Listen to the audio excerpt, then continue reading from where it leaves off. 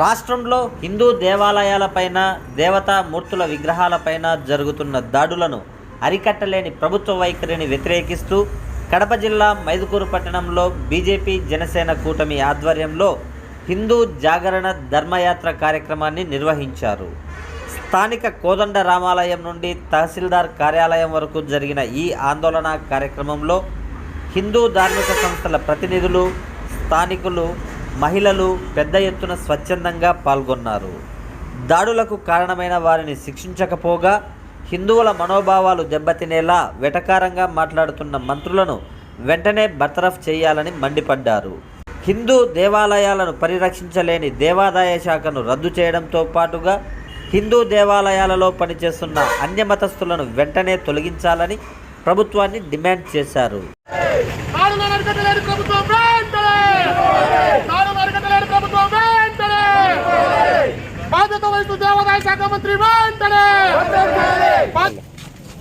ఆంధ్రప్రదేశ్ ప్రభుత్వానికి మీ ద్వారా ఆ విషయాన్ని తీసుకుపోవాలని చెప్పి మేము వినతి చేస్తున్నాం. భారత్ మాతాకి అత్యంత హేయమైన స్థితిలో ఆంధ్రప్రదేశ్లో వైఎస్ జగన్మోహన్ రెడ్డి అనే ముఖ్యమంత్రి అయిన తర్వాత దేవాలయాలపైన దాడులు జరుగుతున్నాయి. ఎందుకు జరుగుతున్నాయి అనేది ప్రభుత్వం దృష్టి సారించకపోగా వ్యక్తిగత విమర్శలకు, రాజకీయ విమర్శలకు వాళ్ళు సమయం వెచ్చిస్తున్నారు. ఇది చాలా దారుణమైన విషయం. సిగ్గుచేటైన పరిణామం ఏంటంటే ఆ పార్టీ వాళ్ళు చేసినారు, ఈ పార్టీ వాళ్ళు చేసినారని విమర్శ చేస్తున్నారు తప్ప ఇరువురిపైన కేసులు ఎందుకు నమోదు చేయడం లేదు. రాష్ట్ర ముఖ్యమంత్రి స్వయంగా ప్రకటన చేస్తాడు, కానీ కలియుగం అంతమైందంటాడు. అంటే ఆంధ్రప్రదేశ్లో దేవాలయాలపైన దాడులు జరుగుతుంటే కలియుగం అంతమవుతుందంటే నీ చేతగానితనమా లేదా అనేది ఎందుకు మీరు చెప్పలేకున్నారు? ఆ విషయంపైన మీకెందుకు అవగాహన లేదు? ఈ రాష్ట్రంలో ఏ విషయంపైనైనా కేసులు పెట్టమని ఆర్డర్ వేసే హోంశాఖ మంత్రి ఈ సంఘటనలపైన ఎందుకు కేసులు పెట్టకుండా గమ్మునుంది?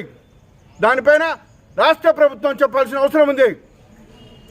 నెల్లిమర్లలో రామతీర్థం సంఘటన అత్యంత హీనమైన, హిందువులకు దౌర్భాగ్యమైన రోజు. ఆ రోజు దేవాలయాల్లో పనిచేస్తున్న అన్యమతస్థుల వల్ల ఈ దుర్ఘటనలు జరుగుతున్నాయని చెప్పి భారతీయ జనతా పార్టీ, జనసేన, హిందూ పరివార సంస్థలన్నీ ప్రతిరోజు చెప్తూనే ఉన్నాయి. ఈ అన్యమతస్థులను తొలగించండి. శ్రీశైలంలో కానీ, తిరుమల తిరుపతిలో కానీ, రాష్ట్రంలో ఉన్నటువంటి ప్రతి చోట అన్యమతస్థులు దొంగ సర్టిఫికేట్లతో వాళ్ళు ఉద్యోగాలు చేస్తున్నారు. వాళ్ళని తొలగించమని చెప్పి మేము డిమాండ్ చేస్తున్నాం. వాళ్ళు ఎందుకు కొనసాగకూడదని అంటున్నారు? నీకు అంత దయాదక్షిణం ఉంటే, నీ దగ్గర ఖజానాలో డబ్బు ఉంటే, నీ ఆఫీసులో వాళ్ళను ఏ స్థాయిలోనే పెట్టుకో, మాకేం పత్రం లేదు. మా డబ్బులు హిందువుల డబ్బులతో హిందూ ఆలయాల పరిరక్షణ జరుగుతుంది, హిందూ ఆలయాల పోషణ జరుగుతుంది, హిందూ ఆలయాల్లో ఉండే ఉద్యోగులు జీతభత్యాలు కూడా మా డబ్బుతోనే ఇస్తున్నాం. దాంట్లో ఎలాంటి సంకోచం లేదు. నీకు అంతగా ఇబ్బందిగా ఉంటే వాళ్ళని తీసుకుపోయి ఒక్కొక్కరిని 10 చీఫ్ సెక్రటరీల పోస్టులు పెట్టుకో ఒక్కొక్క డిపార్ట్మెంట్లో. మాకేం బెత్తరం లేదు. మా దేవాలయాల నుండి వాళ్ళని తొలగించు. మా దేవాలయాలు మాకు అప్పచెప్పు. నీకు చేతగానప్పుడు, నీకు చేయనప్పుడు, నీకు రక్షణ చేతగానప్పుడు బాధ్యతల నుండి తప్పుకో. మా దేవాలయ ఆస్తులు, మా దేవాలయ సంరక్షణ మాకు హిందువులకు వదలండి. దేవాదాయ ధర్మాదాయ శాఖ అనేటువంటి ఒక చెత్త శాఖను తొలగించాలని చెప్పి మేము డిమాండ్ చేస్తున్నాం. ఇది మా హక్కు. మా హక్కులో మేము మాట్లాడడానికి మాకు హక్కు ఉంది. హిందువుగా దేవాలయానికి పోయేవాడు, దండం పెట్టుకునేవాడు ఆ హిందువు ఆ దేవాలయ పరిరక్షణకు హక్కు ఉంది. మీరు ఆ రక్షణ బాధ్యత లేనప్పుడు మీరు ఎందుకు ఆ బాధ్యతలు తీసుకుంటారు? మీరు తక్షణం ఆ బాధ్యత నుండి తొలగాలని చెప్పి మేము డిమాండ్ చేస్తున్నాం. ఈరోజు వైసీపీ ప్రభుత్వం అధికారంలోకి వచ్చిన గడిచిన 18 నెలల కాలంలో రాష్ట్ర వ్యాప్తంగా 126 దేవాలయాలకు పైగా దాడులు జరిగినట్టు మనము చూస్తూనే ఉన్నాం. ముఖ్యంగా ఈరోజు చూసుకున్నటువంటి అయితే ఈ వైసీపీ ప్రభుత్వం అధికారంలోకి వచ్చిన తర్వాత బడుగు బలహీన వర్గాలపైన దాడులు జరుగుతున్నాయి. తర్వాత సహజ వనరులను విపరీతంగా దోచుకుంటున్నారు. అవి ఏమైతే కానీ ఇసుక కానీ ఇంకోటి కానీ తర్వాత పోతే కనుక రాజ్యాంగ వ్యవస్థలను కూడా నిర్వీర్యం చేస్తున్నారు. ఇక చివరిగా ఆయన కన్ను ఎక్కడ పడిందంటే దేవాలయాలపైన పడినాయి ఆ వైసీపీ ప్రభుత్వం యొక్క కన్నులు. ఈ విధంగా చూసుకుంటుంటే శిశుపాలుడు ఆ రోజు 100 తప్పులను ఎంచిన తర్వాత శ్రీకృష్ణుడు ఆయనను వధించిన విధంగా మరి మేబీ జగన్మోహన్ రెడ్డి గారికి 6th సెన్స్ పనిచేసామని నేనేమన్నా మీటింగ్లో చెప్పినట్టున్నారు చిత్తూరులో. ఈ కలియుగాంతం వచ్చినట్లుంది కాబట్టి ఈ విపరీత పోకడలకు విపరీత ధోరణులకు తెగబడుతున్నారు అంటున్నారు. కాకపోతే మరి ఆ వైసీపీ ప్రభుత్వం చేయలేదని మాత్రమే ఆయన చెప్పుకుంటున్నారు. కానీ అధికారంలో ఉన్నప్పుడు రక్షణ కల్పించాల్సిన బాధ్యత కూడా మీపై ఉంది. మేము చేయలేదని తప్పించుకుంటే అసలు వదిలే ప్రసక్తే లేదు. దోషులు ఎవరు, కారకులు ఎవరో మీరు ఖచ్చితంగా గుర్తించి శిక్షించవలసిన అవసరం ఉంది. లేని విధంగా అయితే కనుక మీరు ప్రభుత్వం నుంచి దిగిపోండి. ఎవరైతే బాధ్యులు ఉన్నారో వాళ్ళు మేము తీసుకొని మేము ఆ కార్యక్రమం ఏర్పాటు చేసుకుంటాం. అంతేగా ఈరోజు 151 సీట్లు ఇచ్చిన తర్వాత మీరు మాకు చేత కావట్లేదు, మేము దొంగలం కాదంటే దొంగలు ఎవరు మరి పసిగట్టండి. ఇది పార్టీలకు అతీతంగా మేము డిమాండ్ చేస్తున్నాం. ఇది ఎందుకంటే ఒక మతము కులము కాదు. ఈ విధంగా ఈరోజు ఇక్కడ జరిగాయి, రేపటి మరో మతం యొక్క దేవాలయాలపైన వారి యొక్క ఆలయాలపైన కూడా జరిగితే మీరు సమాధానం చెప్తున్నారు. కాబట్టి మాకు తక్షణం గుర్తించేసి ఈరోజు రామతీర్థంలో జరిగిన ఘటనకు వచ్చేసి అశోక్ గజపతి రాజు అనేటువంటి వ్యక్తి ఎవరైతే చైర్మన్ ఉన్నారో ఆయనను తప్పిస్తూ మీరు నిర్ణయం తీసుకున్నారు. మంచి విషయమే. మరి 126 ఆలయాలపైన దాడులు జరిగినప్పుడు ఆ శాఖ మంత్రులు ఏం చేస్తున్నారు?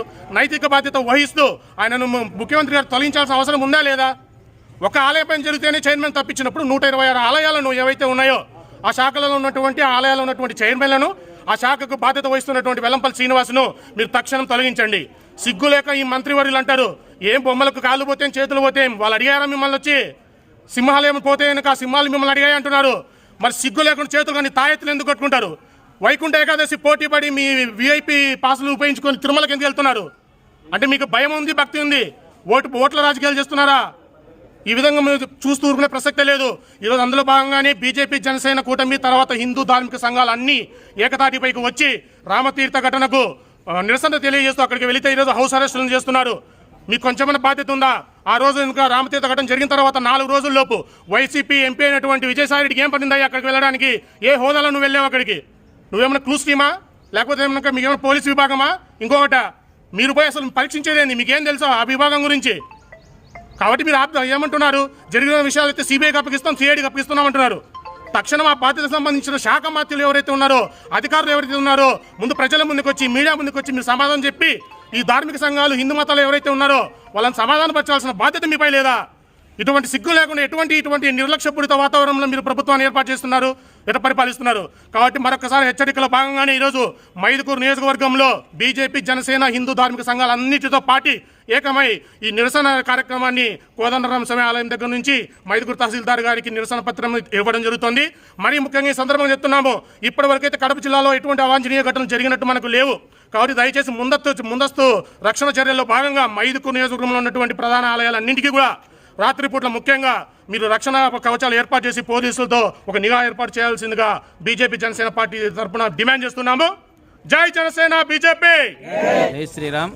మైదుకూరు మండల ధర్మజాగరణ ప్రముఖ్ భాస్కర్ రెడ్డి. హిందూ దేవాలయాలపైన దాడులను తీవ్రంగా ఖండిస్తున్నాము. పార్టీ ఏదైనా దానికి న్యాయం చేయాలని, ధ్వంసం చేసిన వారిని కఠినంగా శిక్షించాలని కోరుకుంటున్నాం. జై శ్రీరామ్.